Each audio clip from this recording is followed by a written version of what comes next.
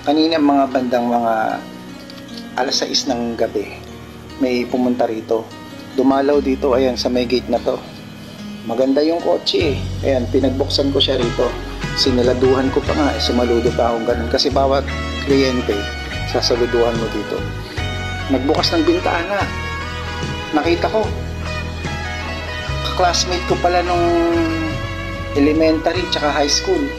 Nagulat siya sa akin, sabi niya sa akin, "Oh, gwardiya ka?" Sabi niya sa akin. "Oo naman, kako."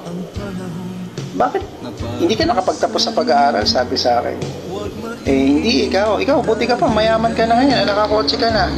"Siyempre," sabi niya, "ginamit ko yung utak ko eh." Sabi niya gano'n. "Hindi ba ikaw yung matalino sa klase natin nun? Bakit ngayon gwardiya lang yung narating mo?" Tinatawanan ako, tawa ng tawa. Siyempre nahihiya na ako kasi may mga kasama siya sa loob ng kotse. Pinakilala pa ako dun sa asawa niya siguro yun. "Ito, classmate ko to dati," sabi niya, "matalino to eh, pero tignan mo ngayon no. Ayan, napala, gwardiya lang pala ngayon eh, masama ugali nun eh, may pagkamasama ugali eh." "Sige sir, kako, tuloy na kayo, kako na lang para maputol na yung usapan."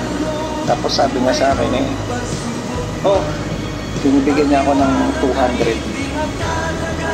"Sige na, kunin mo na yan." Sabi niya, "Nag-tip ko yan sa'yo." Sabi niya, "Ayoko naman." Sabi ko kasi, "Hindi, sige ka ako, okay naman, may sahod naman ako, okay na po."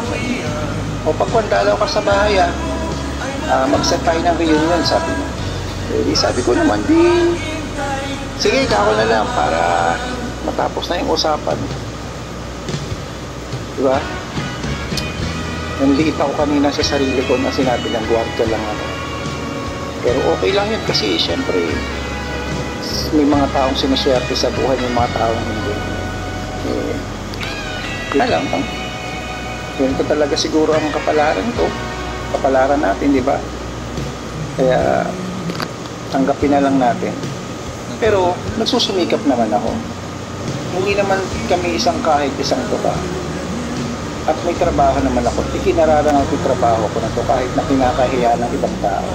Sobrang baba ng tingin nila sa mga security guard. Hindi nila alam na kami ang nagpoprotekta sa mga ari-arian nila, sa mga establishmento nila, sa mga tao na pumapasok dito. Sinisecure namin lahat ng mga sarili nila, mga pangailangan nila. Grabe talaga. Kapag wala ka talagang narating, tapos pag nakita-kita kayo ng mga dati ng mga kaibigan, lalaitin ka nila. Kaya minsan ayoko nang umattend sa mga ganun. Ayoko.